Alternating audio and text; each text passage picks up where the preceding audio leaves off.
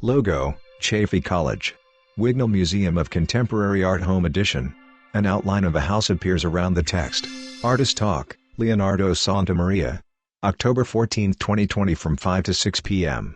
Rebecca Trewick. Thank you for joining us in today's program, presented as part of the Wignall Museum's Home Edition, a series of curated artist talks, workshops, and discussions featuring artists and cultural workers. My name is Rebecca Trewick. I'm the director and curator at the Wignall Museum. The Wignall Museum is a teaching museum and interdisciplinary art space that introduces Chaffey College students, faculty, staff, and community members to innovative contemporary art objects and ideas. By fostering critical thinking, visual literacy, discourse, and empathy, the museum seeks to enhance the intellectual and cultural life of our community. We want to take a moment to recognize that we are situated on the Rancho Cucamonga campus of Chaffey College, which resides on the traditional and unceded lands of the Tongva people. We offer our respect to the elders, both past, present, and future. Hi, and I'm Roman Stollenrich, the assistant curator here at the Wignall Museum of Contemporary Art at Chaffey College. A few notes. We are recording this session and all of our home edition sessions. So please note, we ask that you mute your audio, which is the green microphone icon at the lower left of your screen. That'll help us get a nice clean recording of the session.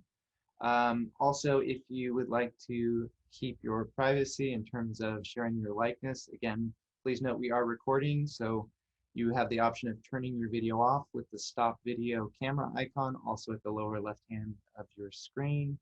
The recordings will be transcribed and captioned. We'll be sharing these recordings through our website at www.chaffey.edu/Wignall. So please do visit our website for updates on our programs, and that is also, again, where we will post the recordings when we release them. Also, one other note, if you have questions, please do share them. You can use the chat function to share your questions with Andy. And we'll be taking note of any of the questions that come up, and then toward the end of the session, there will be an allotted time to have a question and answer. Thank you.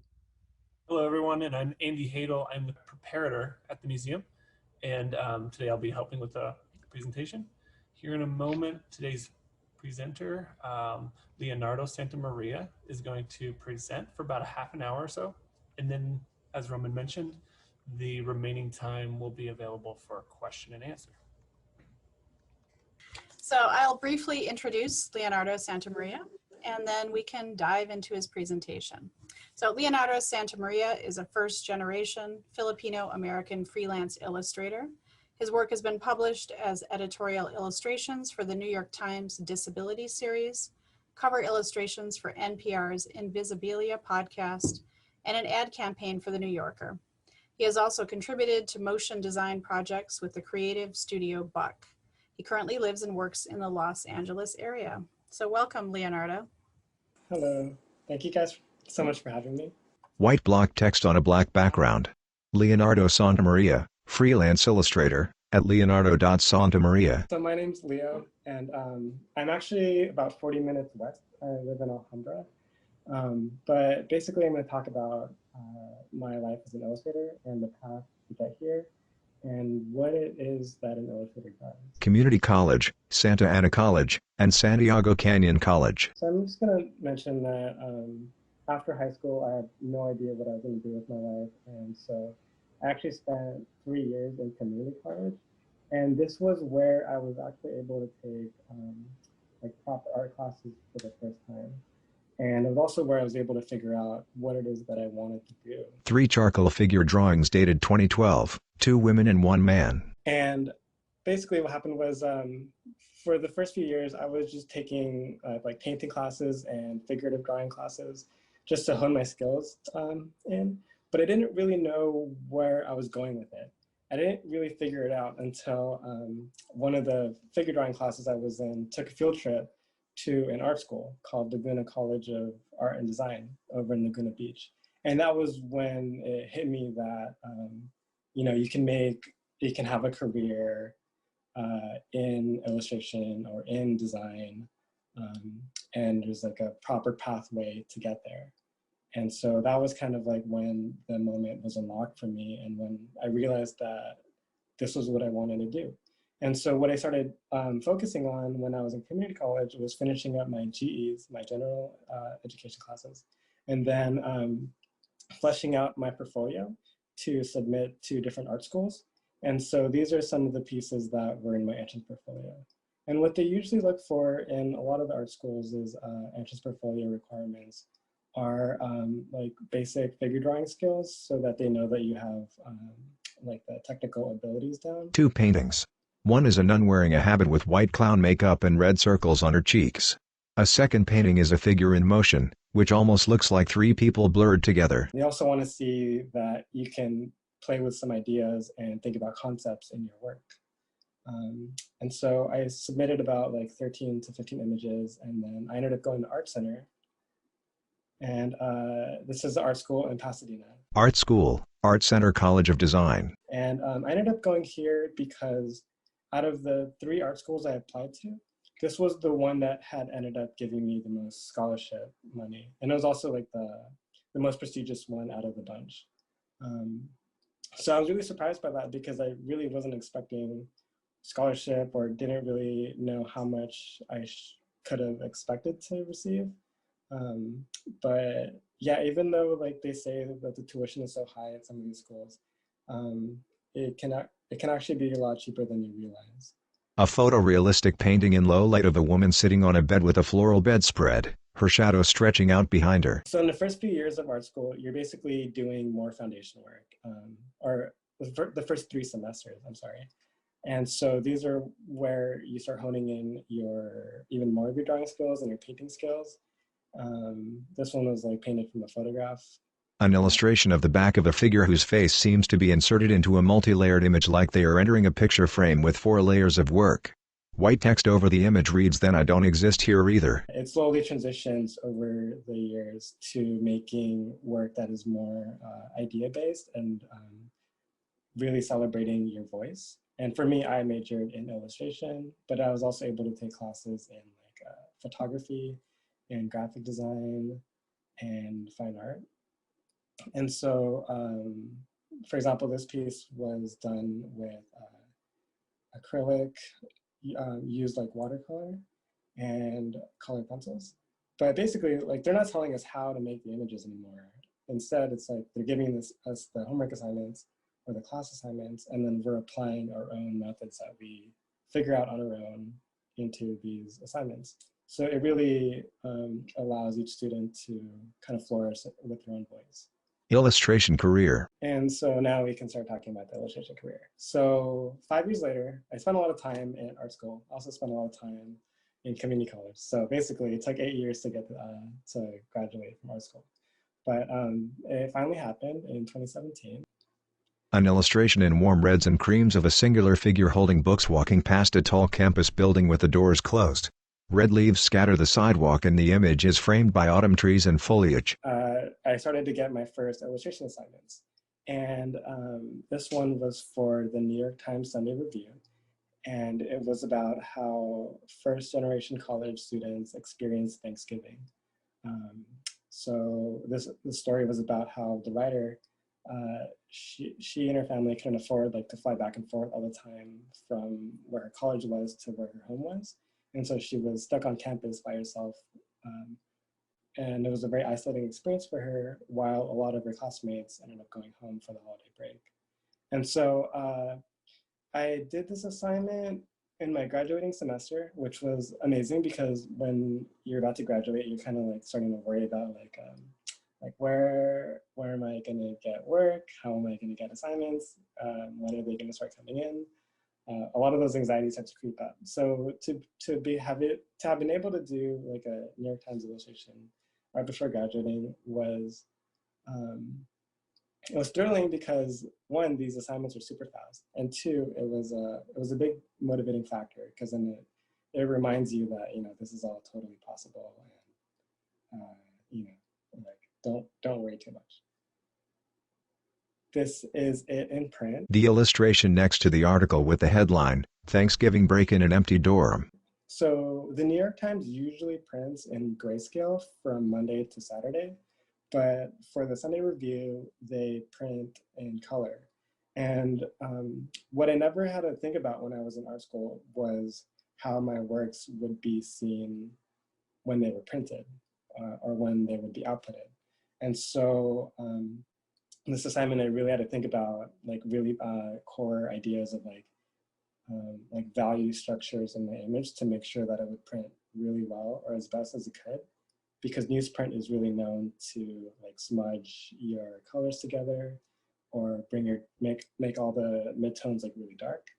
So that's like a new angle that I've had to think about since then. I started doing some more illustration assignments and my career started to pick up. And so I started doing a lot of assignments that were based around social issues. An illustration of a white woman with long blonde hair, her hands handcuffed behind her in the back seat of a car with the door open. The open door is repeated 5 times as if it's a car within a car repeated. This gives the piece depth as it appears the woman is farther away since the car doors increase in size as they reach the corner of the illustration.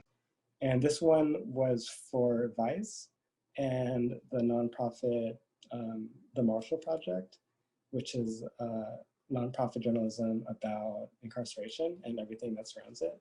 And so this one was for an editorial piece by a woman who talked about how her white privilege had kept her out of prison a lot more than it should. And no matter how many times she was arrested or went to court, eventually all the people along the way, from the police officers to the judges, were surprised, like how could she, a white woman, be in this position? And so she would be freed every time. But she was basically acknowledging her privilege in those moments and talking about the disparities with like race and how different people are experiencing the justice system in different ways.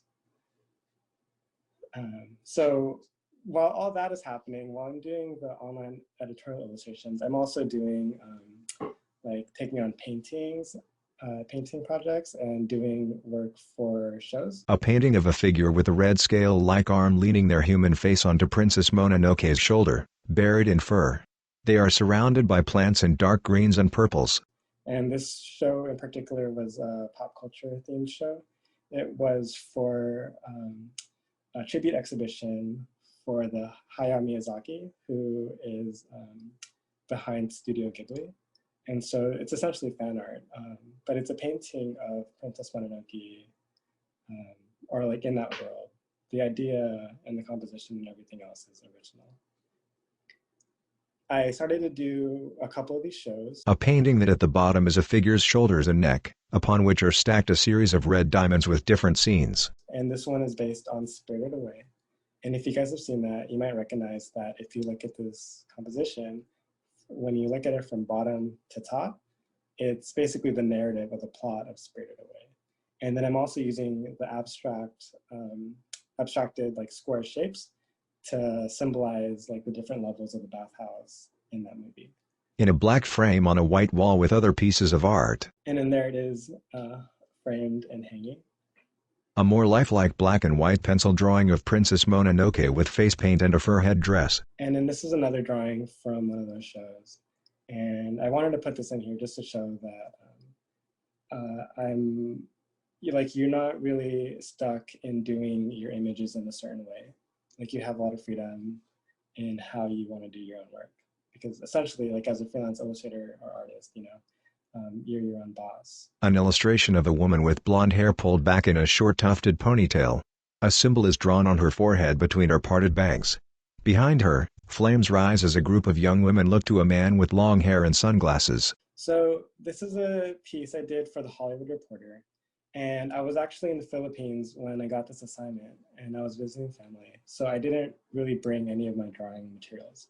But what ended up happening was that the art director from The Hollywood Reporter, they reached out to me with an assignment to do this feature illustration about this actress from Smallville and how she was involved and a lieutenant in in a cult called NXIVM. And so I immediately said yes to the job because it was like the biggest project I had gotten so far in my early career. And then like as soon as I closed my laptop, I realized that, oh no, I don't have any of my drawing materials with me. But what ended up happening was that because it was a feature illustration, it was a big enough budget that the budget itself can afford me an iPad Pro and Apple Pencil. And so what I ended up doing was I immediately like closed my laptop and then I started going out and shopping for basically an iPad and a pencil. And I would use this experience to learn how to use it and basically transition to using digital mediums. And so it was a roller coaster and kind of anxiety inducing because I didn't really know how to use it at first. But at the same time, that that level of unknown also like really allowed me to like learn it so much faster. The illustration on the right page of a magazine, the title and article on the previous page, Her Darkest Role. You'll see how it came out in print as like a full page illustration. An illustration of the back of the woman standing in a white space just outside a large circle staring in. The center is dark with light dots like stars and the edges are dark yellow and orange that pull inward in wide, uneven strokes. And this is an illustration I did recently for the Sunday Review. And this one was about the idea of hell and why is it that we as human beings are fascinated with the idea of hell. And so just that short synopsis of the article is like it's huge. It's like how do you even approach illustrating hell and people's fascination with it. So what I ended up doing was like really just abstracting the idea of hell into this like simple circle, like just metaphorical shape, and then just making it like a pit of darkness where I use brush strokes in the color of fire to represent the flames. And then by having a person stare into the eye of the abyss, it's like they're thinking about the idea of it rather than being inside it. And if you've seen the movie Annihilation, I was actually really inspired by the climax, by like the end part of Annihilation. A highlighted document titled The Attractions of Hell by David Bentley Hart. And then this is a little bit of a look into what it looks like from my end. So basically, when I do editorial illustrations, it's usually accompanying an editorial, right? Which is an editorial is like a piece of writing. And so they'll give me the document and then I'll read through it. And this is when like I'll start to highlight things that stick out. I'll highlight core ideas from the writing. And it's really when like the gears start turning and I start to put things together and figuring out like what is the core of this editorial piece that I should make the work about. We also see the next step, which is some of the sketches. 6 black and white illustrations. 2 are variations of a circle almost like a halo above a person with palms together in prayer. Another is just the hands encircled by a long chain. 2 more show the praying hands in front of a person's face, a rosary draped through the fingers, and the another shows the back of the woman looking into the abyss. And so the sketches are basically, instead of like telling the art director, who is the person that's commissioning the work, instead of telling them in like sentences, like what the ideas are, I'm describing the images by just drawing the images, by just drawing ideas and different concepts and approaches to the subject matter. And from there, they can either like select one and move forward to final or to, take it to finish, or we could make edits on a certain piece to, hone it in more and make it match the writing more. This was like the next step of the phase, which was more edits. 2 more refined versions of the woman in the circle. The image on the right has clouds around the circle versus the stark bright white of the other image. And we ended up going with the left one. So this is an illustration I did for TED, which is, the public speaking company. A dark, shadowy figure outstretches an arm as pills of all colors rain down over it. The faceless head is turned toward the open hand. Thin vertical lines give the impression of motion like a hard rain. The head, shoulders, arm, and hand are covered in pills. And this one was about the idea of about the opioid crisis and what we can do to lessen our reliance on it. And so to represent the opioid crisis, I used rain and I used pills raining pills to represent like an overflow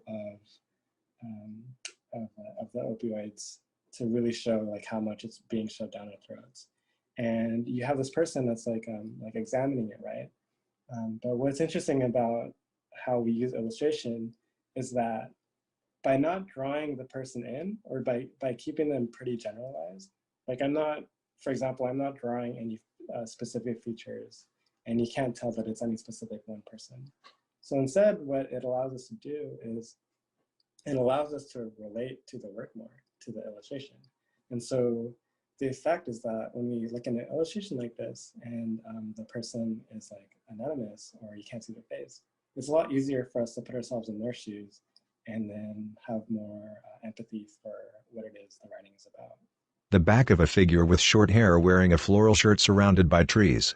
A large red circle covers the head and shoulders, tinting that area red over the painting. This one kind of does it a little bit. Instead of like keeping them blank, they're just facing the opposite end from us. And so this one was about like traveling to Mars and looking forward to moving there. And so to represent Mars, I'm trying to think about like different conceptual approaches to represent Mars without also being cliche. You know, I don't literally need to draw a red planet to show a red planet. Instead, if I just do a simple red circle, that might be enough to represent it. And so to really show the part though where this person is looking forward to moving to Mars,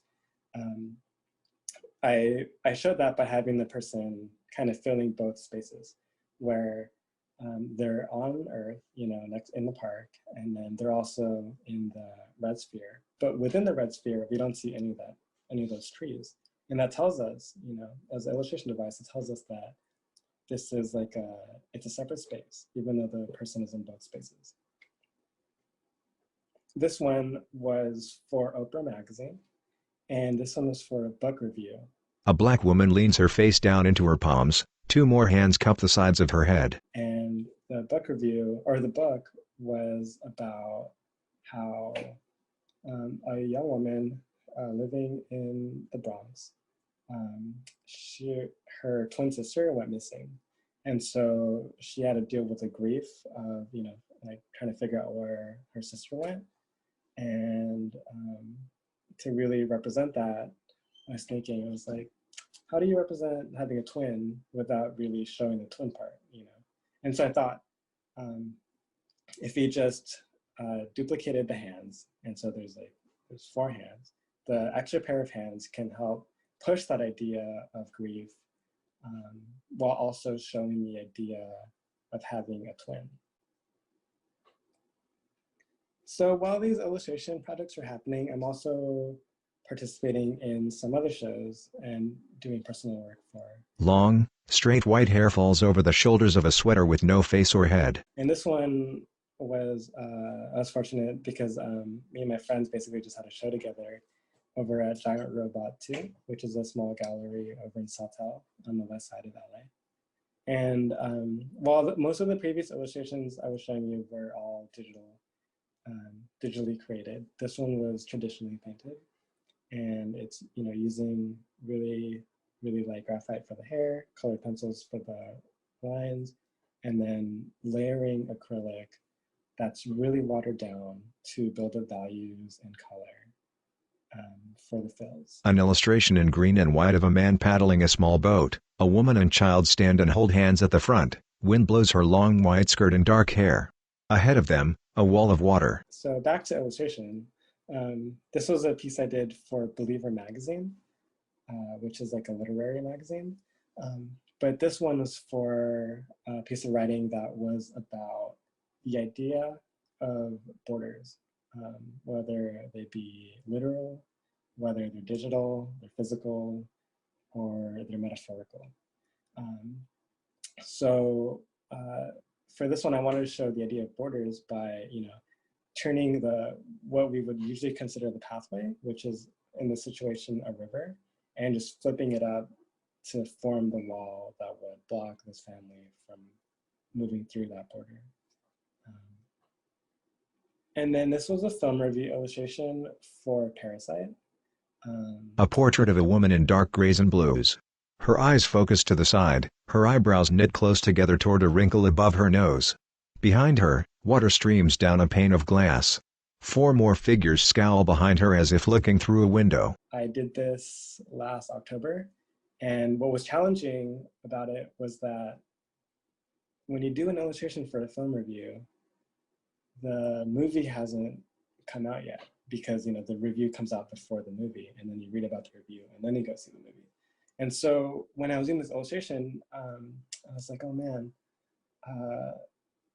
like I already knew that this movie was so good, and because it already had received so many accolades by then, and like spoiler alert, it went on to take like so many like Oscars home. But basically, when I was doing this illustration, I couldn't watch the movie, so I was basically stuck to or limited to watching trailers and reading reviews of the movie. And so the challenge was like, how do I represent this movie and make a piece of art that feels like it's of the movie without actually having seen the movie? Fortunately, this one ended up turning, like it actually feels like it's from the movie. So that worked out. And then these are the sketches for it. Black and white line drawings. 2 are similar with the portrait of the woman. The 4th is 4 figures with space separating them. If you recognize the left one, that's the one that we ended up going for. And so the sketches don't really have to be like super fancy or like fully finished. It just has to really tell the idea to the art director and the editor of the magazine. This is like a glimpse into basically like my work, how my work gets communicated.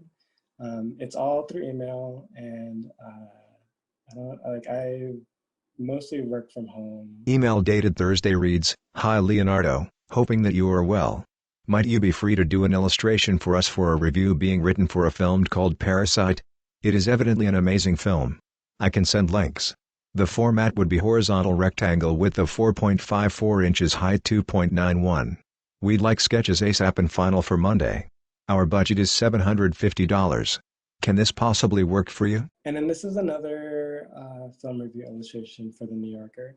This one was for Terminator Dark Fate, which was the most recent Terminator movie that came out at the end of last year. A close portrait of the upper portion of a face in peach, yellow and orange made with sweeping, overlapping brushstrokes. One side is smooth metallic gray with a red robotic eye. And what was so cool about, or what I thought was so cool about this idea was using the idea of like brushstrokes and painting to represent the human physical side of this Terminator being blown away, to reveal like the robotic Terminator underneath. And so it becomes not just about Terminator, but then it also becomes like an illustration that's also kind of about illustration itself, or about making art itself, So it's like, it does 2 things to me. It does a call out, or it does its job of representing the movie, but it also has its own conversation or dialogue with other artists. These are the sketches. A black and white version. Another sketch shows the head resting on the ground, almost skull-like, flowers growing around it. And then this side is the one that shows like the brushstrokes. Dozens of black brushstrokes in different lengths and widths.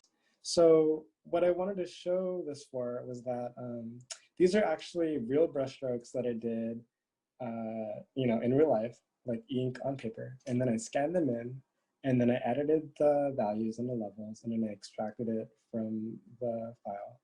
And I was able to use these in my work to, have a more hand-done approach in my digital work. The finished work open in the program with the toolbar open. If you look on the right, you can see each of those layers is a brushstroke that represents a different stroke on the portrait. And so it's really like it almost turns into like using brushstrokes to collage and form a portrait. A painting of a man and woman standing back to back, space between them. Only one side of her face is visible, the man's face is not in view. And then this was an illustration I did also for the New Yorker. This one was for a play called Medea. And it was about how like the relationship of a couple it was about how the relationship like starts to break down. And so because it was so much about the human, like what do you call, like the human experience and like interpersonal and a little bit of psychological narratives going on, I really thought that painting it more lifelike would really represent that subject matter a lot better than a more stylized approach. And then these are the sketches for it. In another version, the two are several feet apart. He is mid-step as if walking away. In the third, one figure is curled on the ground at the feet of the other. They ended up going for the one on the left. And then this was another one for the New Yorker. This was a feature illustration for an article about how a woman who was obsessed with the art, theater, dance form, the dance theater form of Buto, which is like a Japanese dance style or art style. But basically in this illustration, she's like mid moves dancing, but she's also losing her mind. Over a black background, an image of the woman with her hands to her temples in 4 positions, first upright, then bending forward lower and lower. In front of her, a muscular male dancer bends all the way forward, his head down to the ground, his arms pushed back behind him, and a wide V bright light shines down from above like stage lighting. And then her dance instructor is like in the very foreground. And to try to keep it feeling like it's like like it's a performance because she's a dancer, I'm using lighting to suggest that instead of like drawing a stage or curtains. Red and orange flames rise from a building under a dark starry sky. 2 large street lamps shine onto the front of the building. And this is an illustration I did for ProPublica, which is a nonprofit investigative journalism. And this one was about how the consulting agency, McKinsey, basically lied and put up a facade saying how they were like making this jail, which this jail in particular was Rikers in New York, but they were saying they were basically like saying that they were doing a really good job and turning it around, when in reality they were making it worse. A time lapse of the work starting as line drawing and layering in the light and color. And then this is a quick look into how it all comes together digitally. I use Procreate, so it allows me to record the process. But basically my work is very line heavy. And then if you really want to break it down, I use lines, and then I use fills, and then I use gradients to build up values and light and shadow. And those 3 things are basically how you construct one of these images anyway. Just the nose, open mouth with teeth and red lips, and chin are visible above a choppy water line. Below swim several whales. And then this one is for NPR's podcast, Invisibilia. If you're not familiar with this podcast, it is like a science-based podcast, and it's super interesting. And I was really excited to get this job because I know so many of my friends who listen to this podcast. So it's cool to make things that your friends are like gonna see, But this one, like I don't even know how to describe the story. The story is so complex, but to summarize it up, there's a group of people that are using AI, artificial intelligence, to try to learn how different animals speak, and in particular whales, because they have this idea that once we understand what whales are saying and how they talk, only then will it be easier for the majority of the population to have more empathy for these animals. And why that is so important is because if we were to have more empathy with, let's say, whales, then to hear them and to understand what they're saying, it would be a lot easier for people to understand the gravity that it is climate change. And so it's essentially using AI to learn how different animals speak different languages, or their own language, or communicate, and using that to hopefully solve climate change. And it's like such a desperate move because, everything else hasn't worked yet. So it's like, what else can we do? Several running forest animals made from a series of blurred vertical lines in white and blue. A bear, wolf, rabbit, and others. And then this one is another illustration for NPR's Invisibilia podcast. So basically I did like the whole last season. It was about 7 illustrations and 6 episodes. But this one happened to be another piece about climate change. And it was about how a person was using sound to record and document animals leaving each like different forests. So this person was recording sound, let's say in a forest in like the 80s, and it was like lush, and they would hear so much life in the recordings and so many different animals. But then when they came back there like 30 years later, and then they recorded in the same spot, and then they listened to the new recording, they realized that what used to have like so much life and so many different animals, a lot of it was missing, and the sounds were like a lot more shallow and a lot more quiet. The 2 previously shown illustrations on a mobile phone above a pause button. And then these are just to show like how it looks on Spotify.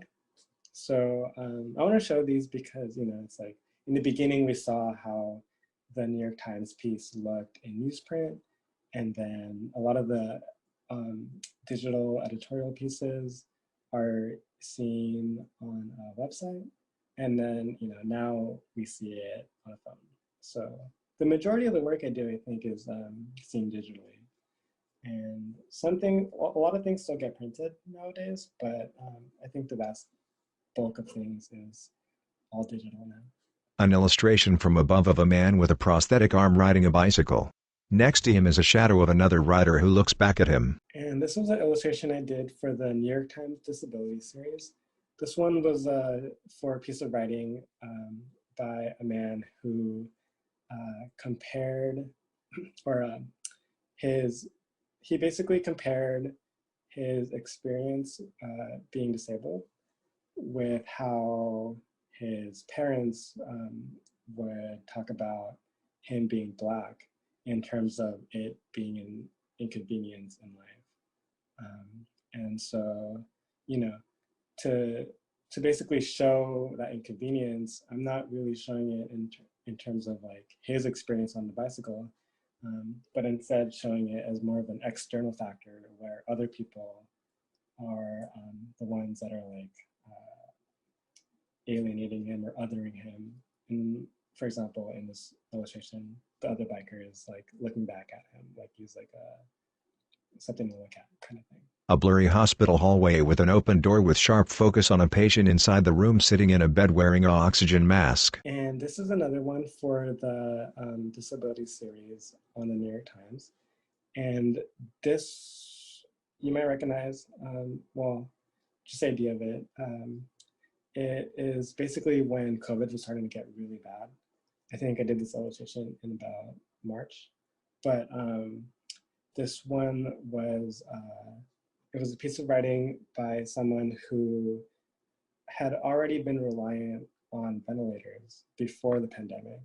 And so when supplies were starting to get limited and hospitals and staff had to, start to talk about like, who do we give ventilators to?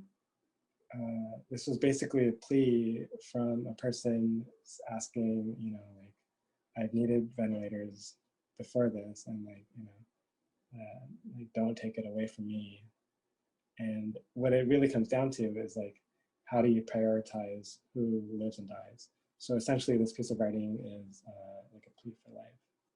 And so to really just like represent like that moment, I'm using like photographic elements, like the depth of field, and then I have some like dust in the air that is highlighted around the figure to really emphasize like the quiet stillness of the moment and what is at stake here.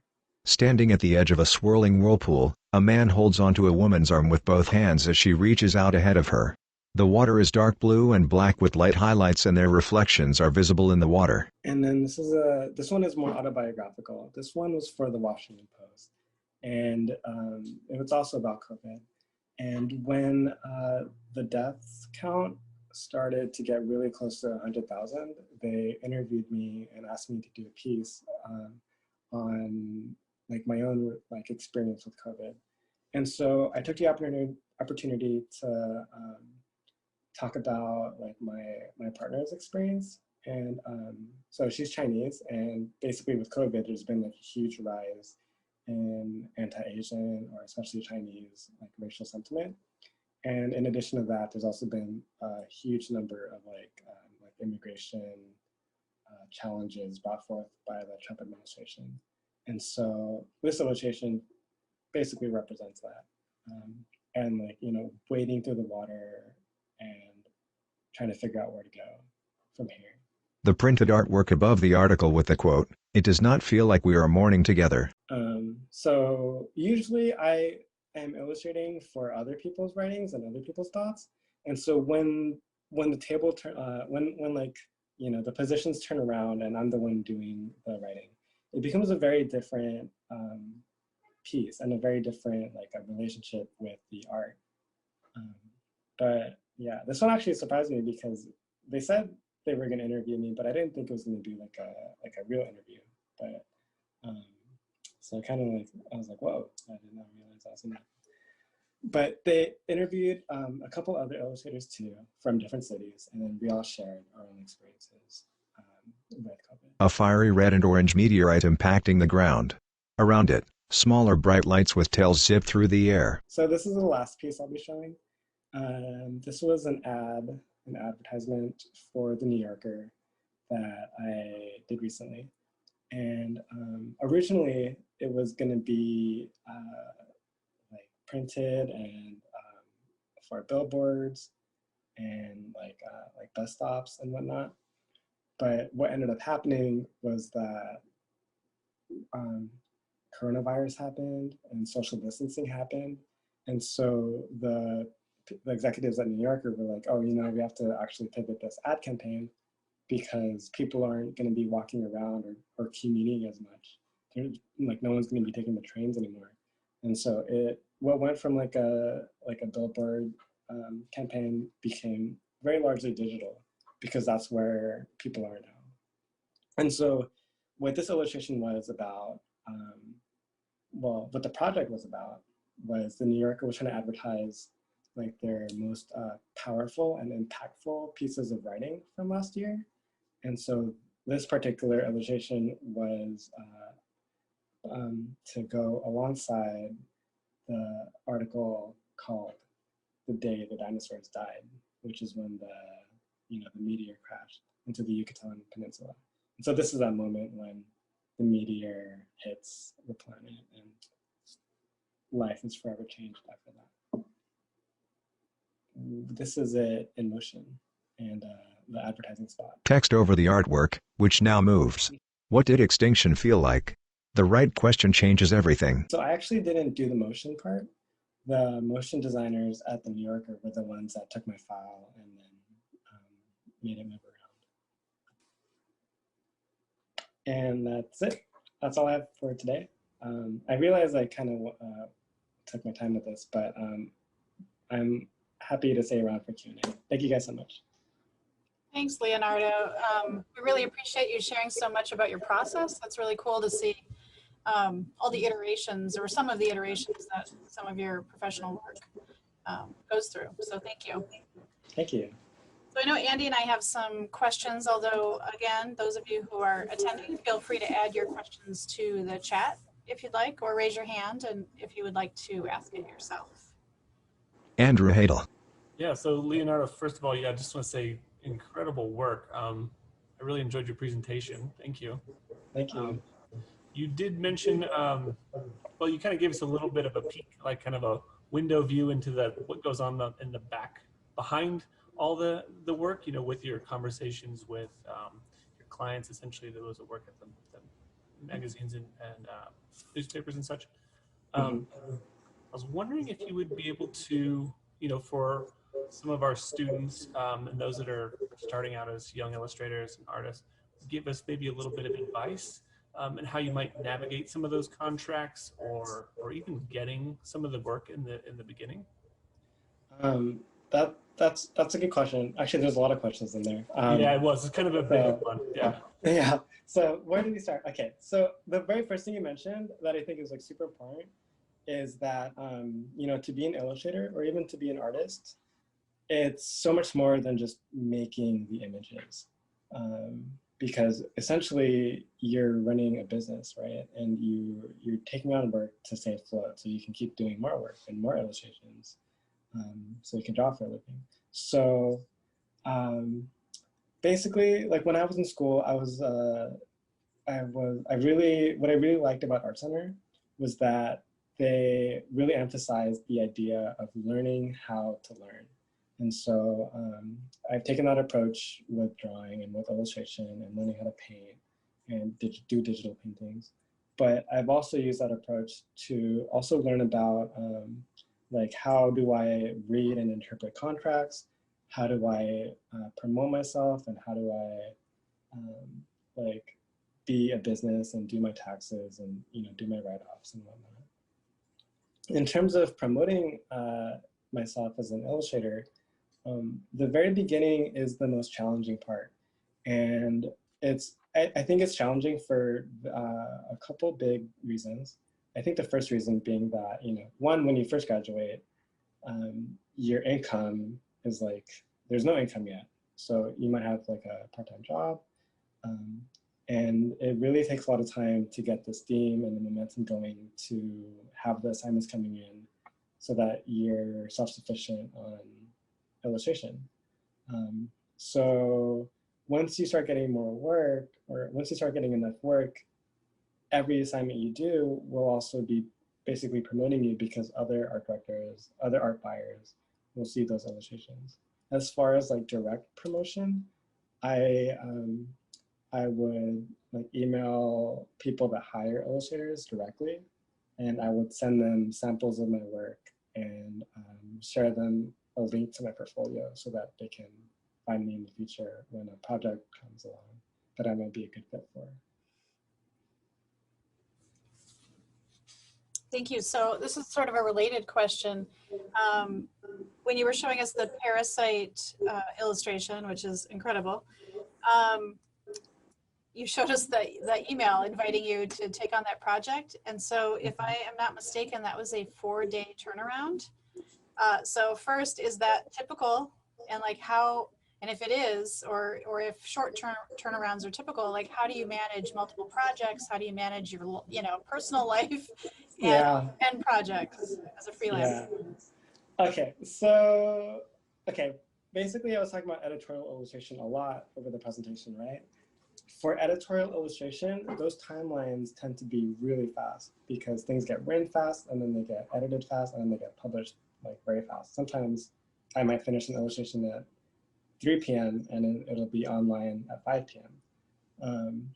But it can be super quick. Like for example, when a New York Times calls you for like a op-ed piece on a weekday, they'll call you or email you at around like, let's say 8 a.m. And then they'll give you the text to read. And then you'll read the text and then you'll do the sketches and then you'll send it back to them in like 3 hours. And then they choose one or make edits. You're muted. Oh, sorry. Sorry. But basically like you have like 3 hours again to take it to final. So it becomes like a roller coaster to like, you know, to get that work completed as fast as possible.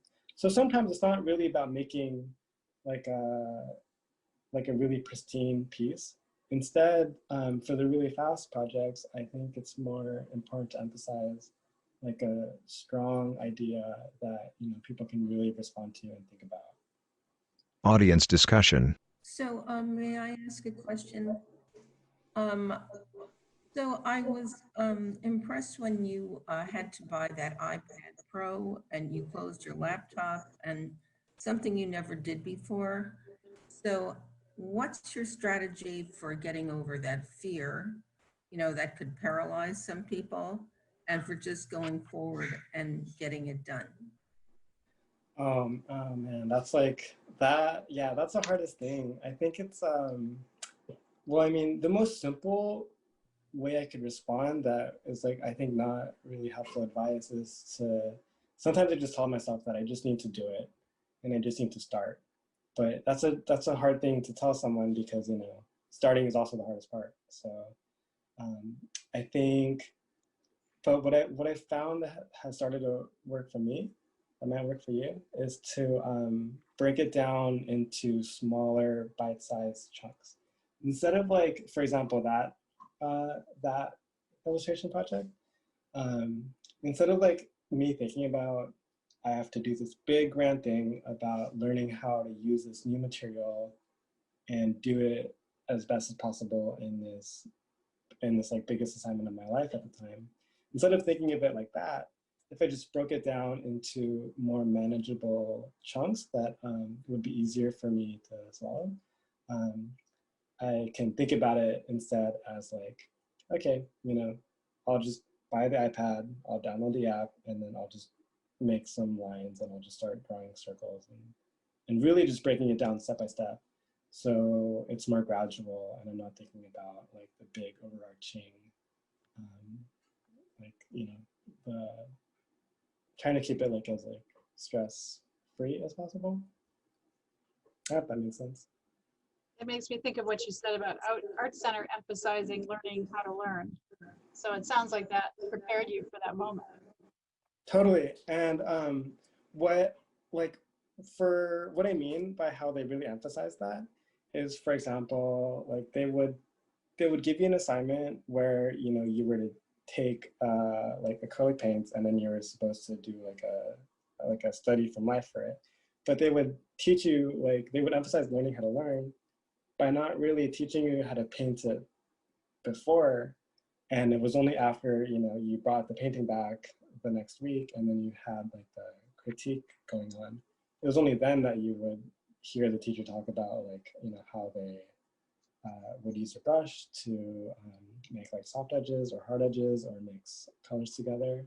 So then by just like having to do it yourself and like face that challenge head on, it's also like a moment where you're really thinking about what you're doing and applying yourself in a very different way than if someone were to just tell you how to do something in a very specific format or instruction.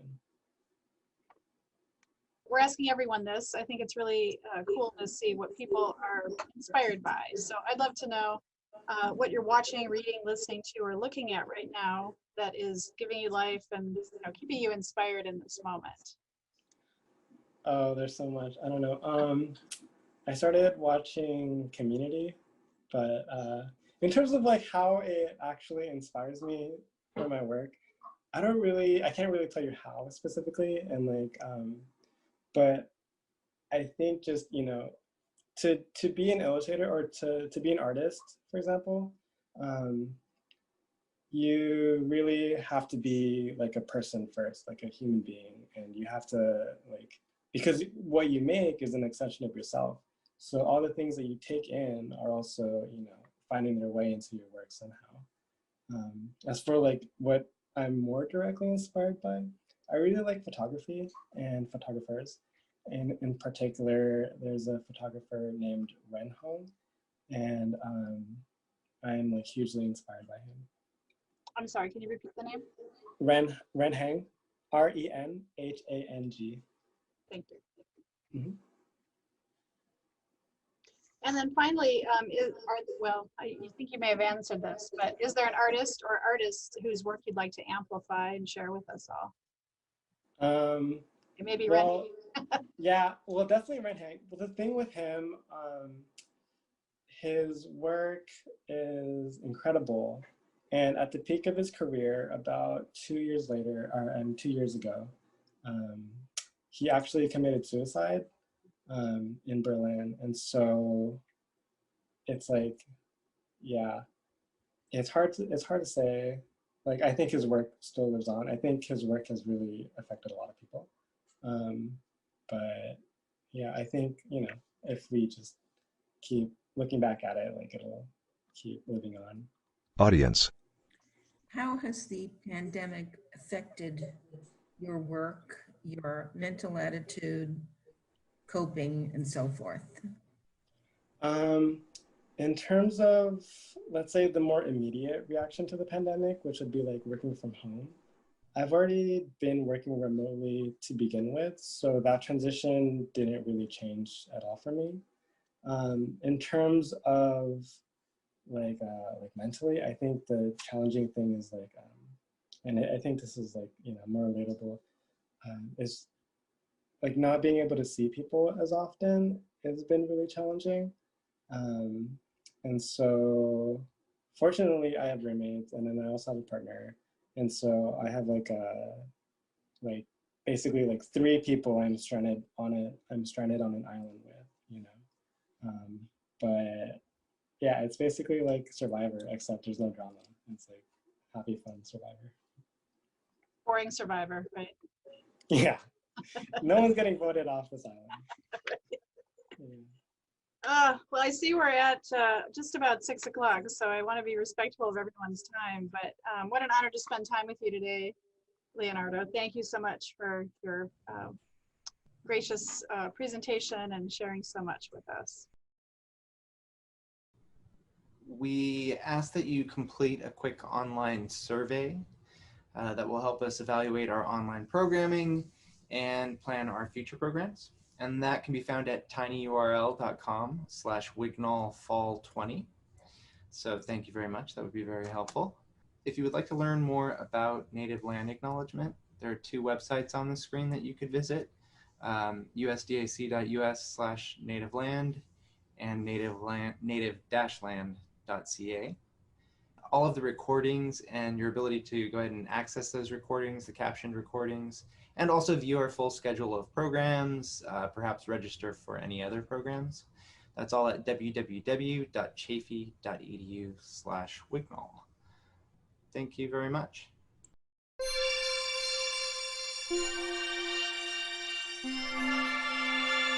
Logo, Chaffey College Wignall Museum of Contemporary Art Home Edition.